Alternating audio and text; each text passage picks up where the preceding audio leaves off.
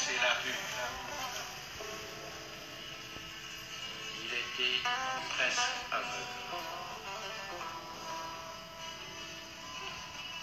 Il tenait dans ses mains un grand seau de larmes. Grand seau de larmes. Derrière lui, l'enfant avait perdu sa mère. Il avait donné la vie.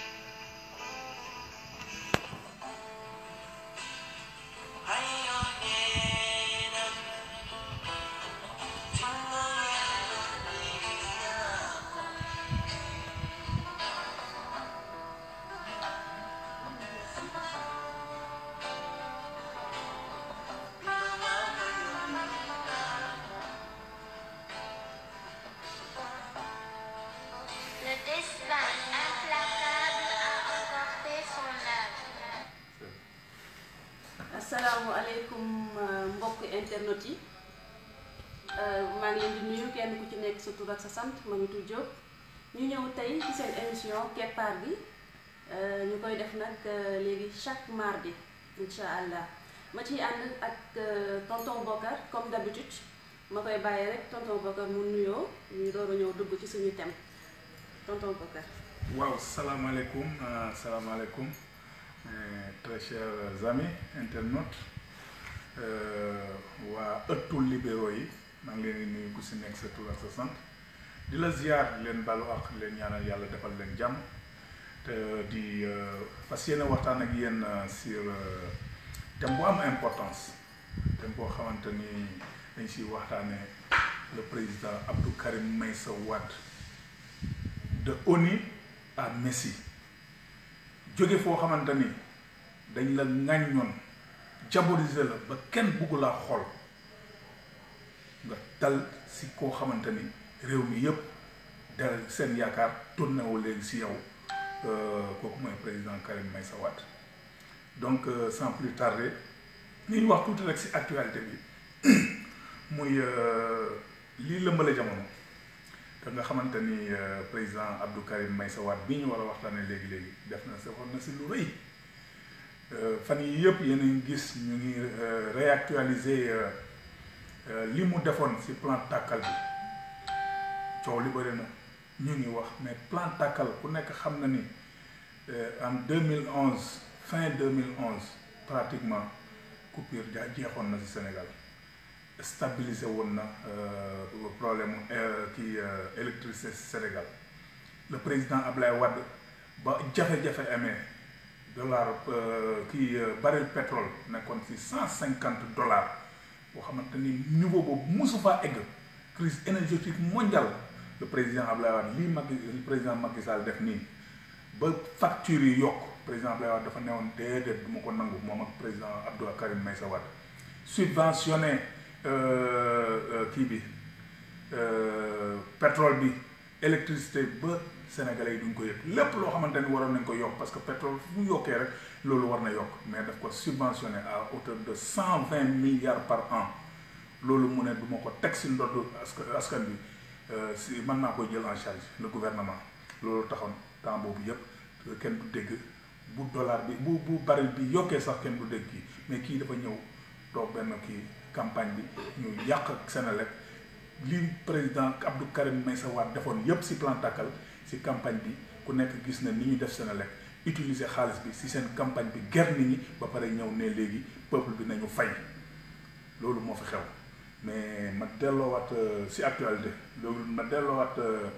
ma très chère Niass Mamito kàddu gi comme ça ñu dugg dans le vif du sujet. jërëjëf tonton Bokar nga wax ci actualité lu am solo nit ñi yàq nañ courant léegi nag sénégalais yi ñooy cotiser pour fay pour xool nan la ñuy mën a defaraatee encore donc dina xaw a compliqué ci ndeysaan ci population sénégalaise bi. alors bu ñu ñëwee nag ci suñu sujet muy président Abdou Karim Meïssa Wade de ONU à Messi maanaam de ONU mooy ki nga xamante ne dañ ko baniroon dañ ko bañoon dañ ko diaboliser woon mu ñëw tey mu nekk suñu messi nekk suñu yaakaar nekk solution ci suñu ay problème fii ci Sénégal donc bu ñu ñëwee ci suñu thème tonton Bocar yow foofu lan nga ñu ciy indil tuuti de Honey à Messi ci Abdou Karim Meïssa Wade. waaw jërëjëf loolu danaa sawar parce que étant vraiment témoin oculaire si lu bare ma koy kii bon ku nekk gis na ni le président Abdou Karim Wade bi président Abdoulaye Wade ndoog a nekk président dafa def appel à tous les Sénégalais fils de Sénégalais cadre yi nekk bitim réew bu daan dem voyage sax day ñëw benn cadre ñëw présenté wu mu ne ko ñëwal Sénégal liggéey si liggéey ba nga fa muy def appel di def appel ba ñu bëri ñëw dont l'ancien ministre Cheikh Tidiane Gadio bi nga xamante ni bu ko nit ñi xamee président Abdoulaye Wade moo tax mais léegi gis ngeen ni mais bi mu demee ba ñu commencé liggéey bi ñu bëri ñëw ñoom Matar Diop ancien ministre bi ki njëkk a nekk ministre des finances si la ko ñoom Moustapha Niasse nii le président de l'Assemblée nationale ñoom Idrissa Seck ñoom Abdoulaye Bathily ñoom dansoo ko ne ko mais yow nan nga mënee di woo Sénégalais yi ñu jóge bitim réew nga pour ñu ñëw liggéey ay cadre te ñu yor say doom ñu nekk cadre nga bàyyi leen fële parce que pour moom président Abdoulaye Wade mosul bëgg sax ay doomam dugg si kii mais ñooñu ñoo ko forcé mu ne nag bon donc d'accord c'est vrai parce que tamit di woo ay doomu jàmbur bàyyi sa doom si la woo Abdou Karim Meïssa Wade jox ko poste bu suufee nag conseil spécial di ko testé conseil spécial mu wane li mu mën xarañteefam mu jóge foofu fal ko beneen test supérieur bu gën a kii parce que boobu temps mënoon na bu fekkoonte ni doomam rek la jàpp ni kii mënoon na ñëw rek jël fal ko premier ministre wala kenn mu suusi mën dara c'est lui qui est élu moom moo am pour nommer kii ku mu neex si poste bu ko neex booy nommer doomu jàmm nag bu la texee nag da nga nam sa doom mais daf ko testé ba waa Abdou Karim Meïssa Wade wane ay preuve am ku nekk gis na Sénégal li mu fi def li fi président Abdoulaye Wade def yëpp Karim Meïssa Wade moo ko kii bi mu en tout cas bi mu commencé OCI président ANOCI ku nekk gis na liggéey bi mu fi def en un laps de temps l'autre jour rek son ancien directeur de cabinet mu ngi koy wax parce que moom c'est un monsieur Abdoulaye Racine Kane c'est un homme boo xamante ni dafa yàgg si liggéey si affaire ay projet des jeux comme ça mais bi annoncé bi defee 2 ans mu ñëw nekk président annoncé yi dafa ñëw convoqué leen ne leen lii dafa bëgg nii laa bëgg Dakar ñu defee ko pour annoncé yi bi te da bëgg naa dans 45 jours mu commencé directeur cabinet bi ne ko loolu mënul nekk monsieur le ministre parce que man si milieu bi laa nekk mais loolu mënul nekk mu ne ko on va faire ça et 45 jours def nañu les projets études yi et tout ça ba 45e jour bi les travaux commencé si la le président Abdoulaye Wade doon ironisé ne ko je dirais à ta maman que tu as bien travaillé ñu bëri nag jàppe ko kii naa waaye dafa ne doomam bee ëpp xam-xam kii mais pourtant président bi muy wax loolu yaayam a ngi taxaw madame Wade mu ngi taxaw mais loolu c'est pour soññ Sénégalais yi à faire am esprit révolutionnaire pour la marche des choses parce que fii ku nekk xam na ni projet bu fi daan am temps socialisé deux sommes ça étude bi rek dana jël ay années léegi moom mu ñëw révolutionnaire loolu donc loolu ku ko def ak li mu réalisé si annoncé yi yëpp corniche bi de VDN bi et tout ça et j'en passe chaîne hôtelière yi ñu fi def yëpp mais loolu en quelques 6 mois il faut le faire mu jógee foofu def ko ministre de l'énergie fekk énergie bi am problème bu rëy mu ne lii balaa ma si engagé wu balaa ma si dugg di def quoi que ce soit balaa ngay def yenn plan yooyu il faut nga dugg si fi nga war a dugg yëpp si la wàcc si terrain bi dugg si centrale yoo xamante ni vétusté bi mu fa fekk moo di loo xamante ni avant indépendance la machine yooyu nekkoon foofu gis nañ ko si télé bi reportage mu ànd ak RTS ñu dugg ak moom fu ne heure bu nekk nag ay 2 heures du matin mu ñëw fekk ay techniciens de la Sénélec ñu nekk si des conditions extraordinaires di jël ay fil de fer di taqale ñu wane leen nii président Karim Wade ne lii il faut ma jóg si di changer centrale yi loué ay barge loolu mooy période yi nga xamante ni c'était terrible parce que baril pétrole demoon na ba $150 comme ni ma ko waxee léegi niveau boo xamante ni mosu faa egg moom mu jubilé loolu ak di changer tout ndànk-ndànk les centrales électriques donc loolu lépp le président Ablaye Wade si baaxaayam supporté ko pour les Sénégalais mais diggante sol yëre bu bees il faut que summeeku am si diggante summi yëre bu màgget ak sol yëre bu bees il faut que summeeku xam loolu nag moo andi woon problème temps boobu effectivement il y avait des problèmes parce que jóge si vétusté kii pour def ay centrales yu bees ak tout ça boobu am na centrales yu bare au moins 5 centrales yoo xamante ni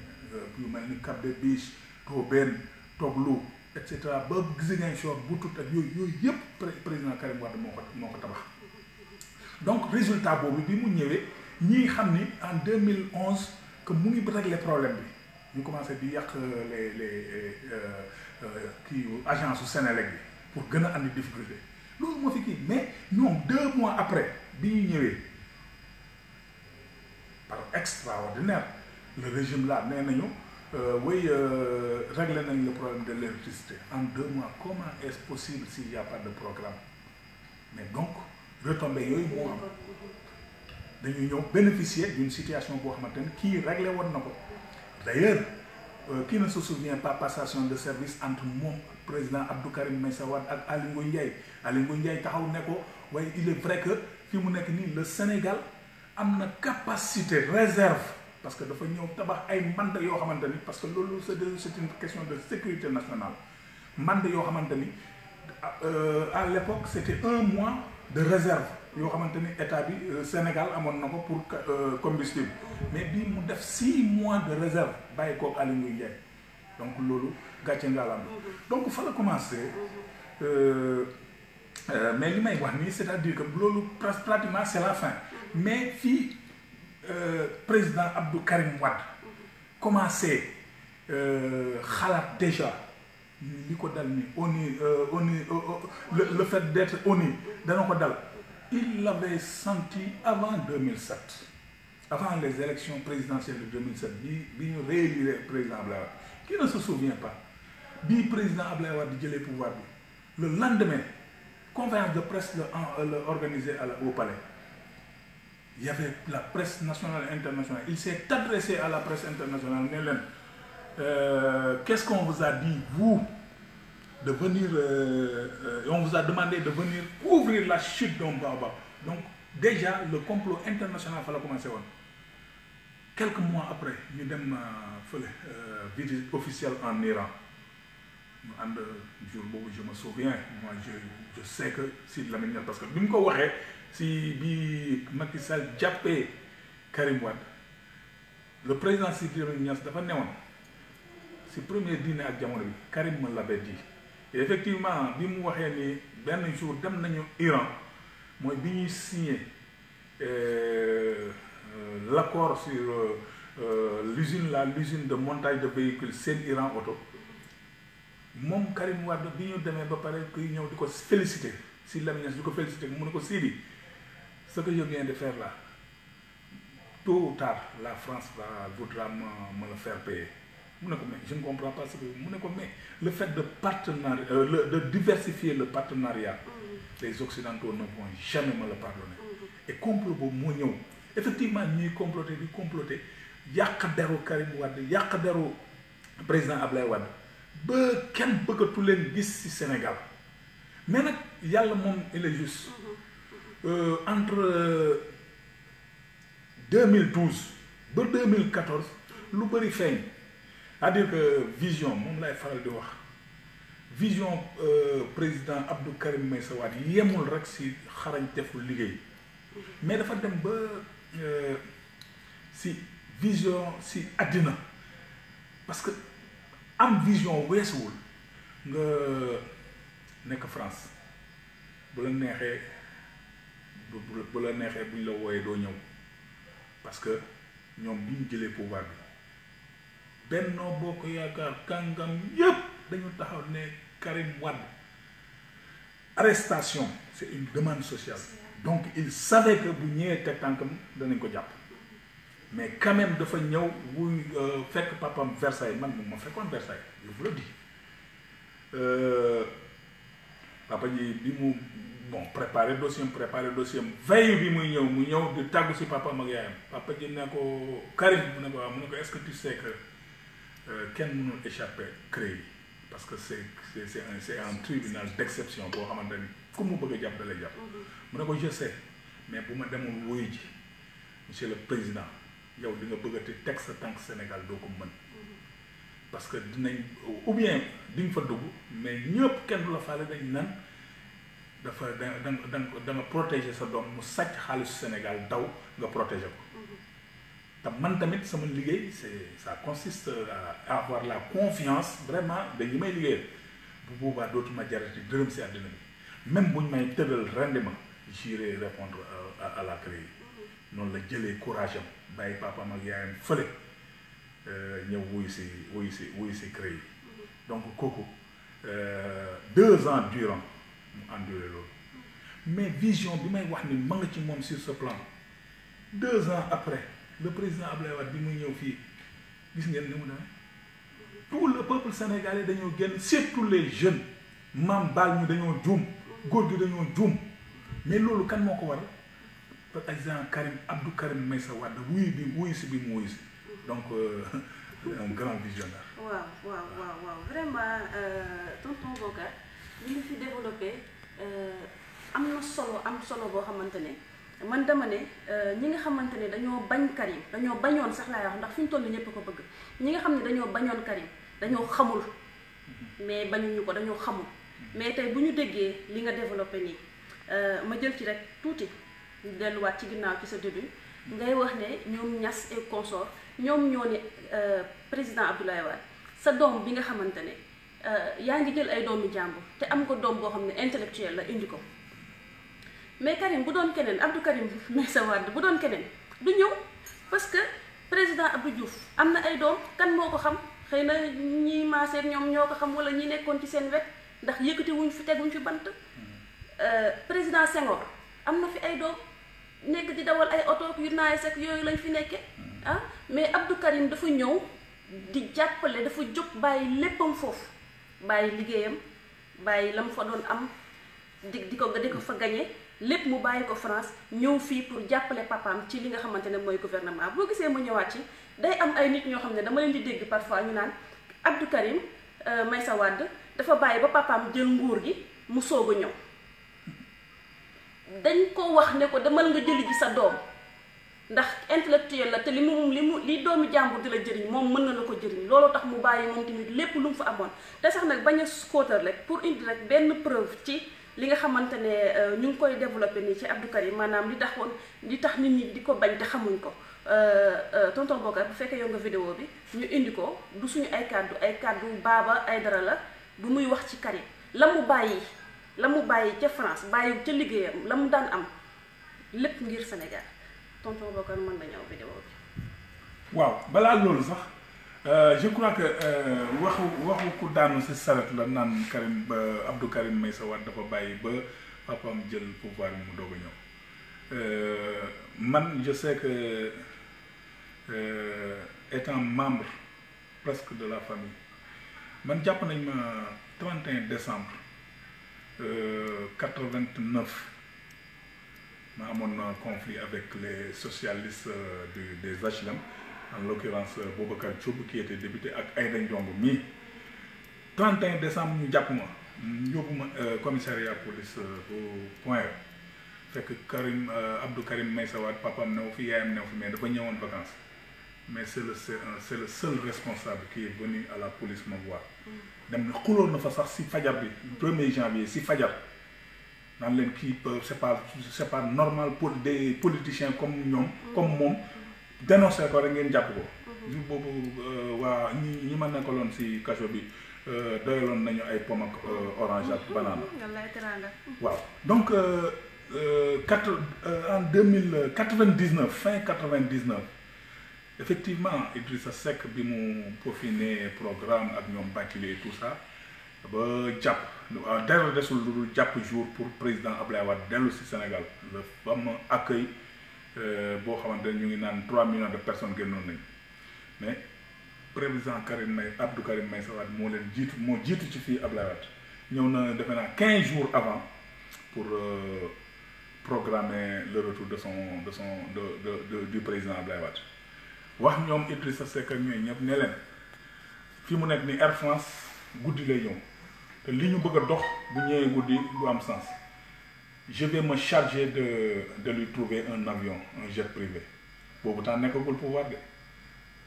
mais li ko mayoon loolu mooy liggéeyam bi mu doon liggéey tegal Baba Aïdara mu def témoignage si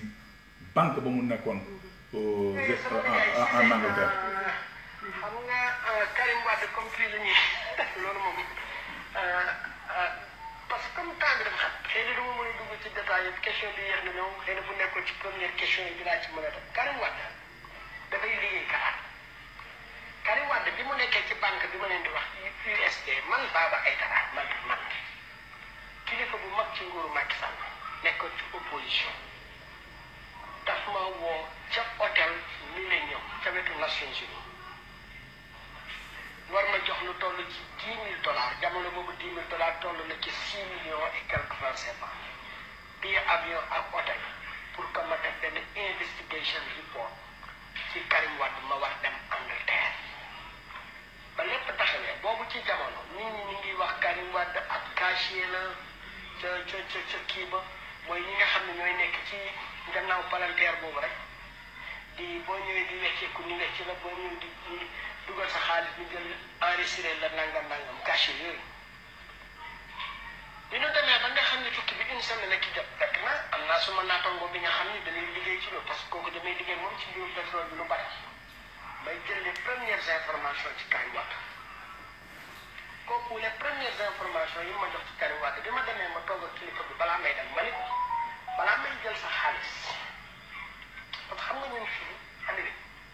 ñun lu waa daf ñu tënk ci mbirum corruption gis ngeen di dal Cheikh Tidiane Gadio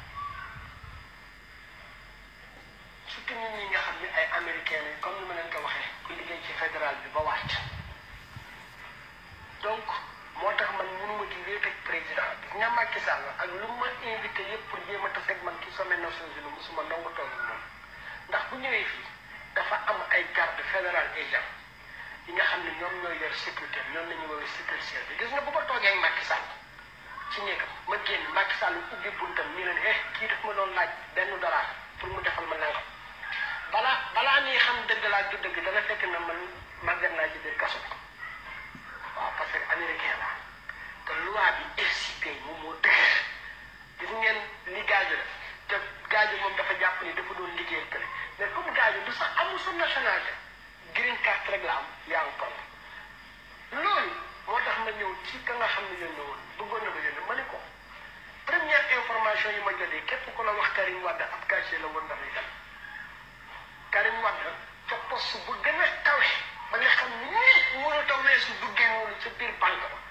noonu dafa Karim Wade duggee ndax banque boobu da ngay raan jëm ci suuf jëm ci kaw waaye Karim raar la ci nit ñi nga xam ne ñoo fa duggee poste bu kawe noonu muy junior analyste li papaam nag doon wax naan moom rek moo fa nit bu ñuul loolu amul ndax amoon na beneen nit bu ñuul li nga xam ne Genève la génnee àdduna te nit bu ñuul boobu jarbaatu Habib Thiam la kooku accident la génnee Genève moom ak Karim Wade mi ngi jëlandoo ca ak ci loolu xëy na nag loolu moo tax Abdoulaye Wade ni Karim Wade rek moo fay nit bu ñuul ndax kooku dafa mujj dee ci accident yàggu fa mu jóge waaye Karim Wade du mu fay liggéey na kooku ak quelques weer après kooku ca la génn àdduna xëy na looloo taxoon Abdoulaye Wade di wax ni moom rek moo fay nit bu ñuul waaw xëy na ba kooku génnee àdduna ba pare waaw kon dama xam man la Karim Wade liggéey moo tax bu may wax Karim dafa bokk ñëpp ñi di jiite Afrique dafa am fu ma ko teg du question damay wax lu ma neex dafa am fu ma ko teg dama ko teg ci ay argument dama ko teg ci ay information dama ko teg ci ay dossier kon Karim Wade jamono bi mu nekkee USP ka nga xam ni moom moo di buuru Qatar moo di kii nekk ñii tey buur baayam dafa yónni woon xale bii tey jii ngeen di wax dafa ñëw Sénégal muy jàng ji Angleterre ñoom Angleterre lañu jàng gis nga banque boobu ma lay wax moom laa leen wax sànq Karim dafa liggéey ca la nga xam ne ñoo boot économie adduna bi mooy banque yooyu investisseurs yi foofu nañuy dem foofu nañuy investir seen alal bi mooy xaalis yow bi ngay utiliser yow ci ñooñu la jëm so donc buur bi yónni woon doomam mu jàng ji foofu Angleterre buur bi nag dafa am financement yu muy dugal mooy alal bi ma lay wax nii ci adduna bi te ci banque boobu la jaar léegi doomam bi nag moo doon topp loolu te noonu la xamante Karim Wade ndax doom bi danaa ñëw ci banque bi di toppatoo alalu bàyyi ji doon def yenn dossier yeeg dem ak yéeg beeg wàcc bi ànd ak Karim Wade liggéeyam foofu moo doon la da ngay indi da nga naan man de am naa ñaar dërëm yi nga xam ne soxlawuma ko fi nekk juróomi at mu ne la kon juróomi at yi ñaar dërëm yi doo ko laal nga di ko noo amal soxla waaye da nga ni ko ñaar dërëm yi dama bëgg fi nekk juróomi at yi mu nekk junne mu jël ñaar dërëm yi mu ni la 15 bi fii nga koy def ñaari 15 yee fee nga koy def dërëm bi fii nga koy def ba mu ñaar dërëm yi mat fi nekk juróomi at lii la lay indi ndaxte fii adduna bi ci lii la jëm investisseurs yi ci lii la jëm recherche yi ci lii la jëm donc kooku moo tax mën naa la dafa mat pour jiite Afrique donc loolu mooy liggéeyam Karim Wade du téye xaalis déedéet da ngay indi xaalis bi ñi xam ne xaalis nangam la nga ne que nangam laa bëgg mu nekk ko mu ne la nii ak nii moom moo lay indi nangam boo bëggee mu nekk nangam boo bëggee mu nekk nangam ci ñaari fan yi boo bëggee mu nekk nangam ci fukki at loolu moom mooy liggéeyam ma ne ko loolu moom mooy liggéeyam waaye du li nga xam ne moom lañ leen. macha allah donc leer na te liñ si li koy firnde moo di comme ni mu wax nii ne Abdou Karim Meïssa Wade laal xaalis du kiyam man je me rappelle ba muy liggéey si ANOCI yi dafa woo fi leen woo président Abdoulaye Wade da leen woo moom ak Abdoulaye Baldé ne leen je vous interdis ngeen laal xaalis moo tax ñii di wax yëpp dañuy c'est-à-dire que moom dafa xarañoon tellement que dafa jëloon benn comité de surveillance boo xamante ni ñoom Alioune Tine ñii ñëpp ñoom Atepa ñoom ñëpp ñu ngi si woon ñoom ñii ñëpp biñ koy jiiñ ñoom xamoon nañ ni le président Abdou Karim Meïssa Wade si OCI da doon wax nii laa bëggee di andi ay xam-xam ay tout ça mais Koweït ambassadeur Koweït yi nga xamante ni membre la ñu OCI ñoom ñoo doon génnee xaalis bi bu ñu waree ordonné bi donc kooku comme ni nga ko waxee du laal xaalis mais danaan lii boo ko defee kii xarañteef boobu moo tax li ko may chance ak li nga xamante ni yàlla mbirum yàlla la parce que je me rappelle si Lamine Niass ne woon na Macky Sall defal nga Abdou Karim Meïssa Wade loo xamante ni papam sax bu ko bëggoon mënu ko defal ndax fi mu nekk ni di nga ko def si xolu nit ñi te loolu injustice bu ñu tegoon si kawam la ku nekk xam na ni mu demee mais bi ñu ko defee diaboliser ko ba sénégalais kenn bëgg ko gis bi muy wàcc aéroport di wuyu si aéroport dañ ko doon yuuxu man maa ngi tollu Versailles mais dama kii yoon laa lay wax sama xol a ngi métti parce que ñuy liggéey aéroport ñoom sa wàjj bi mu wàccee fii yuuxoo lañ ko doon def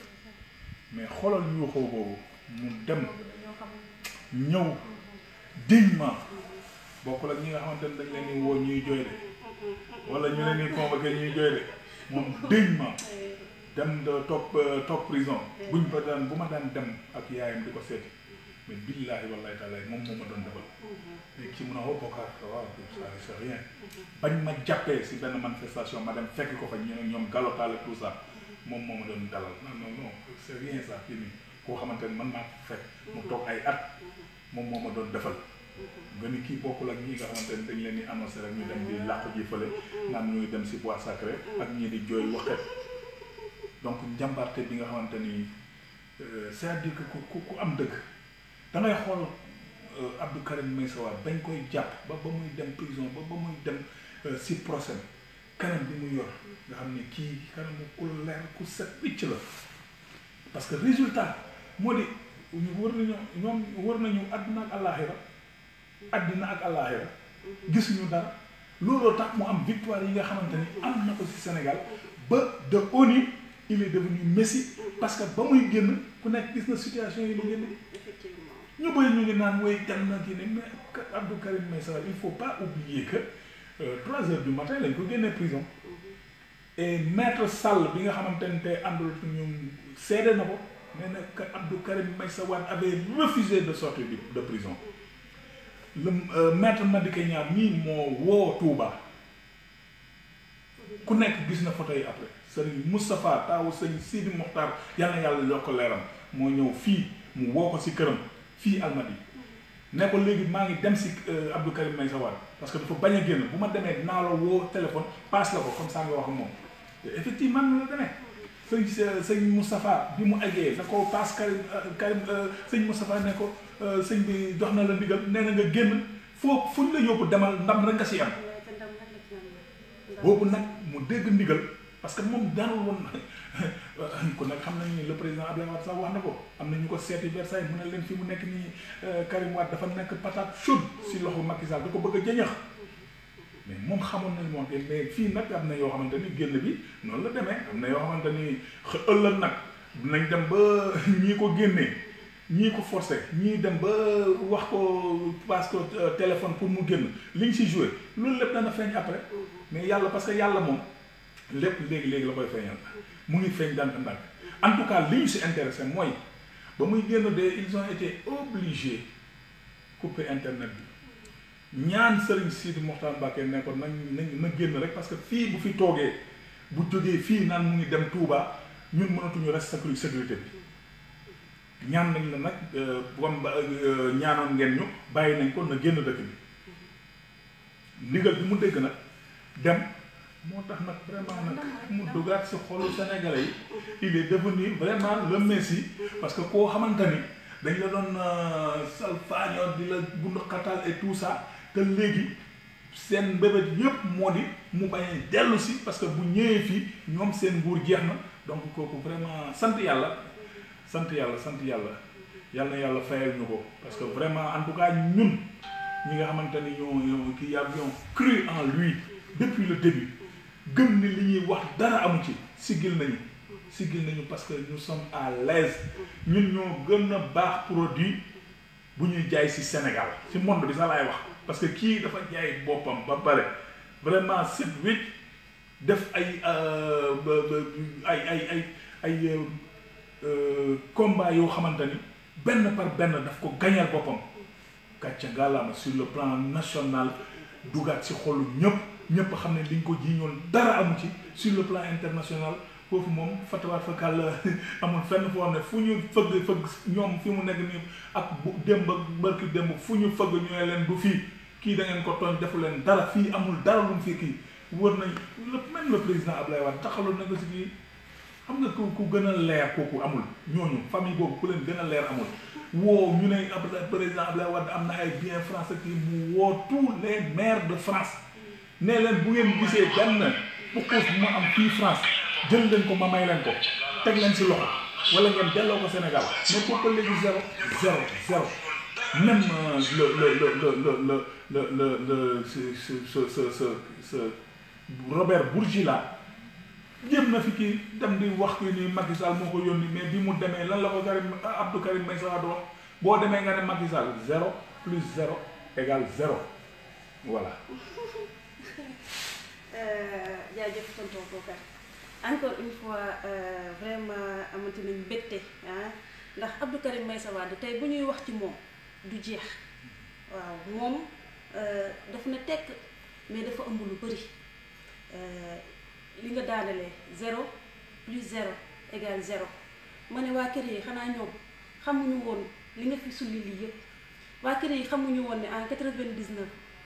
Abdou Karim Meïssa Wade moom moo jëlal jet privé baayam boobu baayam sax nekkagul woon ci nguur gi waa kër yi xanaa demuñu woon seeti ji lan la Abdou Karim Meïssa Wade doon liggéey wala ñu woo sax Baba Aïdara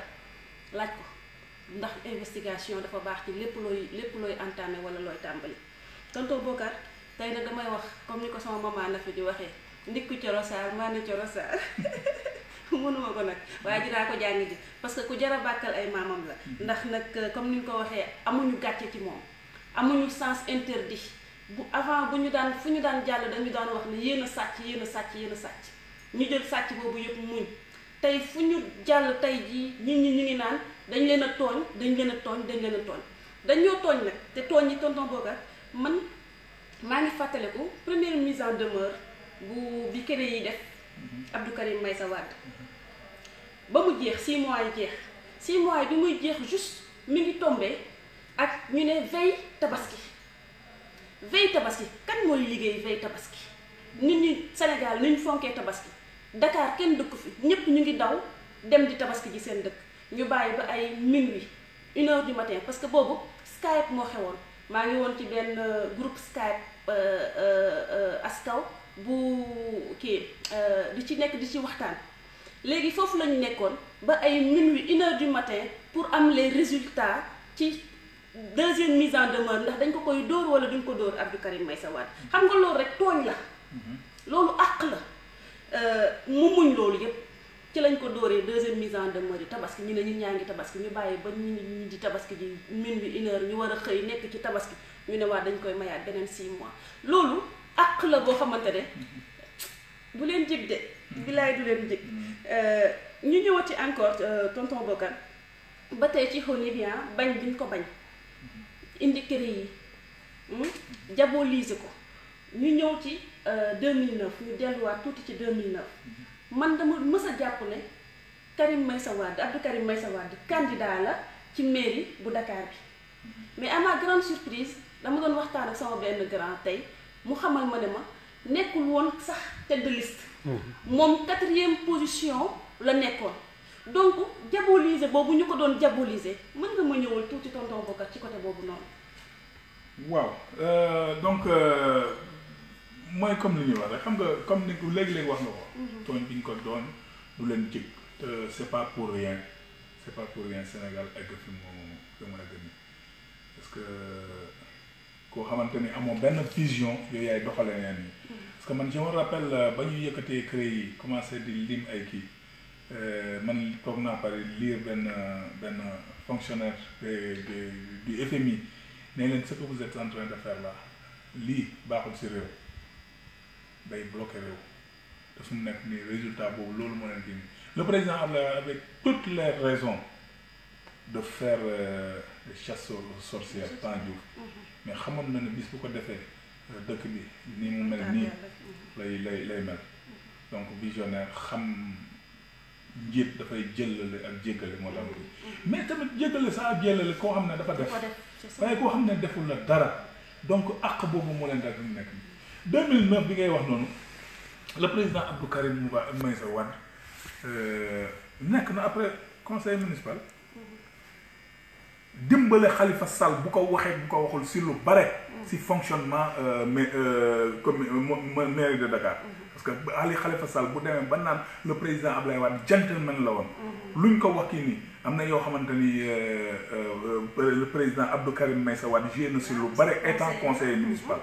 donc loolu du woon ambition koo xamante ni président Abdou Karim Meïssa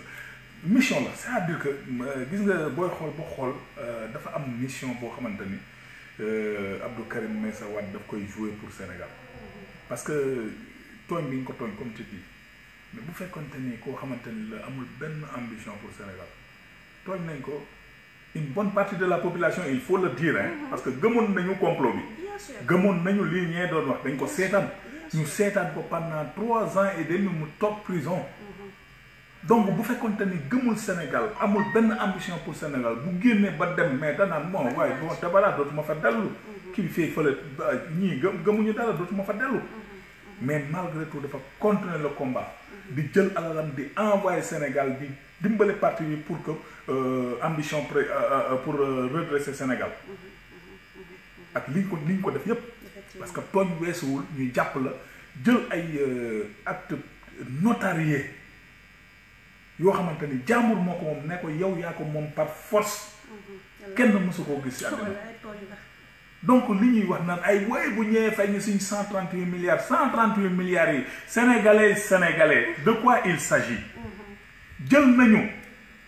ay alalu Bibo Bourgi bi nga xamante ni maamam ba muy liggéey ci Sénégal defe naa amaguñu sax indépendance Abdou Karim Bourgi maamam tudde nañ ko sax rue fii ci Sénégal ñoomin Abdou Diassé ñoo ñëpp loo xamante ni boo demee si notaire seen tur moo ci nekk loolu la ñu dajale ba mu nekk 69 milliards ñu ne valeur loolu 69 milliards la léegi Abdou Karim Meïssa Wade njort nañ ne lii yow yaa ko moom ñee moomuñu ko bien que seen tur la nekk léegi loolu la ñu multiplier par 2 69 milliards multiplier par 2 mooy 138 milliards ñu ne CREI yi ne Karim Wade lii lay la amande mbir mi de noonu la demee loolu tax ñoo ngi naan bu ñëwee fay ñu suñu 138 milliards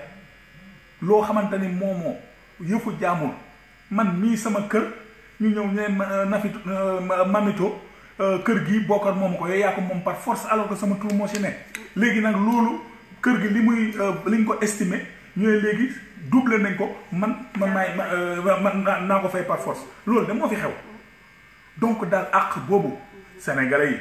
wax leen président Macky Sall ak nguuram nañu baalu àq parce que àq dafa fort dafa rëy président Abdoulaye Wade moom mën si Sénégal parce que am na yoo xamante ni ku ko mën a muñ ba fi mu nekk nii man maa ngi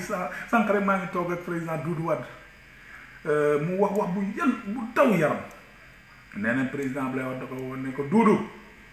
ne ko waaw fekk mu ko doon wax yenn kii mu ne ko il faut savoir pardonner moi je ne peux que pardonner parce que bu ma ko deful du baax wallahi taala yàlla nañu yàlla tas si barke amiin moo ko may li mu am tey parce que nit nekk na fi président li mu am tey amu ko nit nekk na fi président toog ba xolam sedd li mu am tey amu ko muy président bi nga xamante ne xale yi door a juddu sax dañu naan regretté nañ xamuñu ko de xamuñu lu mu fi def mais buñ soñoon dañu naan président Abdoulaye Wade moo fiy toog yal na la fi yàlla bàyyi yal na la fi yàlla bàyyi may la wér ba nga fekkee sa njariñu njaboot ba nga fekkee njariñu Abdou Karim Meïssa Wade parce que damay wax toujours opposition bi ñi fi nekk nii ñëpp di tëb muy ñoom Sonko ñoom Idi woo di tëb di dal gis nga capacité bii Abdou Karim Meïssa Wade am ba mën a yeggali liggéeyu baayam liggéeyu président Abdoulaye Wade ñoom amuñu ko parce que relation internationale bi Abdou Karim Meïssa Wade am ñoom amuñu ko te loolu bokk na ci li sax tardeel sax suñu réew mi fi ñu toll nii ndax li ko yor moom xamul sax fan lay teg tànkam donc Abdou Karim Meïssa Wade moom mooy suñu solution alors bu ñu ñëwee ko ni moom foog naa romb nañ ko jaar nañ ci wax nañ li tax nit ñi bañ ko ce qui veut dire que dañ ko xamul moo tax ñu bañ ko waaye moom amul lenn loo xam ne daf ñu ci tooñ sénégalais wala amul lenn loo xam ne daf koy imposer sénégalais au contraire nit ñi ñoo doon bannir ñoo ko doon ŋàññi ñoo doon wax lu ñaaw ci daram te xam nga rek sénégalais ma riirandoo la ñu xam donc ñi ciy bàyyi xel bu baax a baax donc ñu ñëw ci Messi bi lu tax fi ñu toll nii mu nekk Messi lu tax fi mu toll nii ñu nekk Messi tëj nañ ko mu tëdd 3 ans et demi rëbës kenn dégg ko mu jooy kenn dégg ko mu yóbbante dama sonn kenn dégg ko mu feebar lu sax tëdd fa ak dignité tëdd fa ak ngor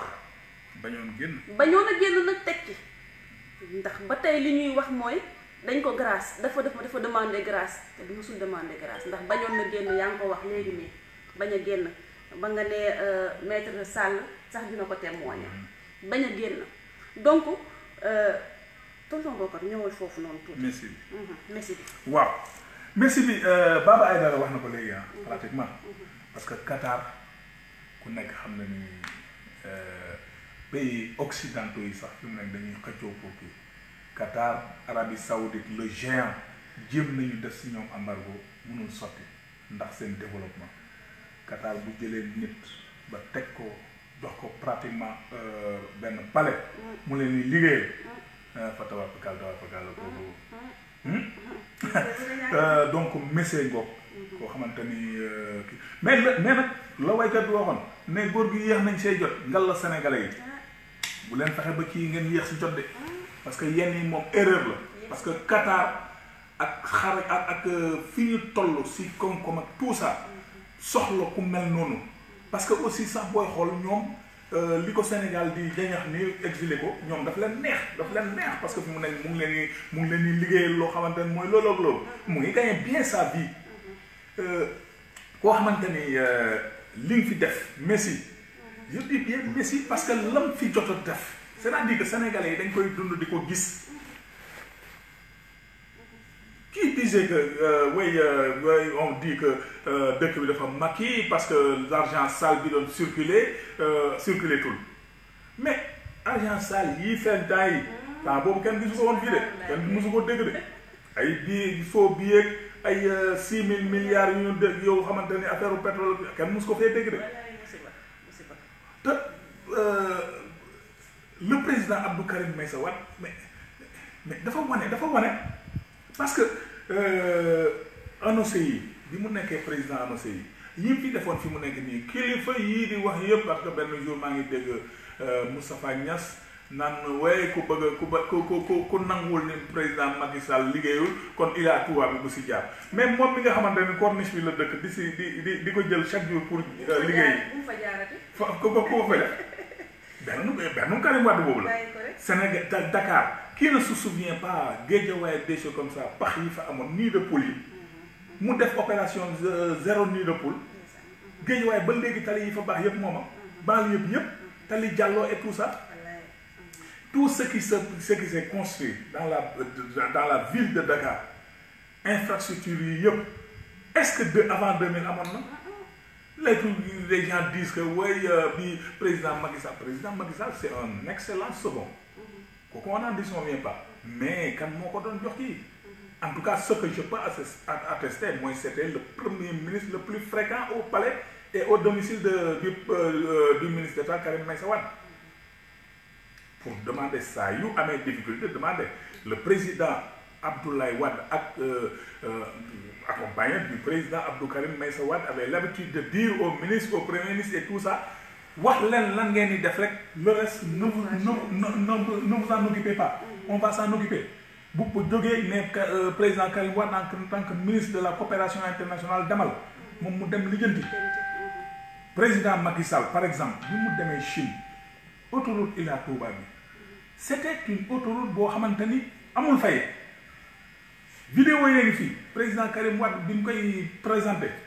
Chine la demoon devant